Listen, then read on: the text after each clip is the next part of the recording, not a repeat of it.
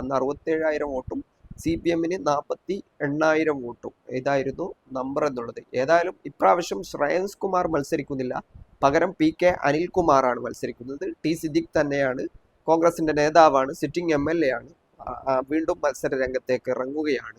അപ്പോൾ കഴിഞ്ഞ തവണത്തെ നേരിയ ഭൂരിപക്ഷം എന്ന് പറയുന്നത് 5470 വോട്ട് നേരിയ ഭൂരിപക്ഷമല്ല എങ്കിൽ പോലും ഒരു നിയമസഭാ മണ്ഡലത്തിൽ അത് സുരക്ഷിതമായ ഒരു നമ്പർ ഒന്നുമല്ല.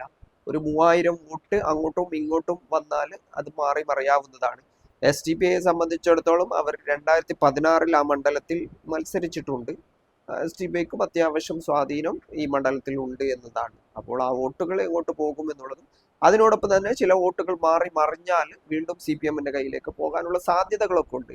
ഏതായാലും UDF-ന് തന്നെയാണ് മുൻതൂക്കം, ടി സിദ്ദീഖിന് സാധ്യത കൂടുതൽ. അത് ടി സിദ്ദീഖിന്റെ ഒരു സ്ഥാനാർത്ഥി പ്രഭാവമൊക്കെ അതിന്റെ ഒരു കാരണമാണ്. ഏതായാലും വയനാട് ജില്ലയിൽ LDF 1 UDF 2 ഇങ്ങനെ വരാനാണ് സാധ്യത.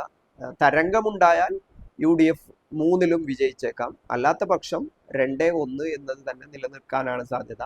മറ്റൊരു സാധ്യതയുള്ളത് LDF-ന് അനുകൂലമായ ഒരു സാഹചര്യം ഉണ്ടായാൽ അത് 2-1 മാറാം. UDF 1 LDF 2, വീണ്ടും ഒരു സീറ്റ് LDF പിടിച്ചെടുക്കാം. അത് ടി സിദ്ദീഖിന്റെ കൽപ്പറ്റ മണ്ഡലം.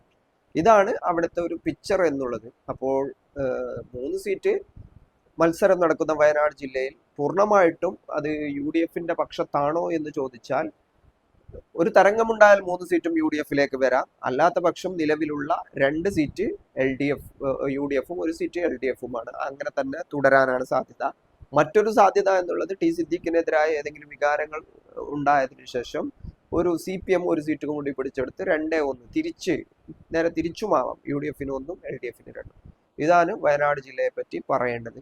ഏതായാലും പരമ്പരാഗതമായിട്ട് UDF-നെ പിന്തുണക്കുന്ന മണ്ഡലങ്ങളാണ്, വോട്ടർമാരാണ് വയനാട് ജില്ലയിൽ ഉള്ളത് എന്നതും നമ്മൾ മനസ്സിലാക്കേണ്ടതാണ്. ന്യൂനപക്ഷ വിഭാഗങ്ങളിലെ വോട്ടർമാർ കൂടുതലുള്ള ഒരു ജില്ല കൂടിയാണ് വയനാട്.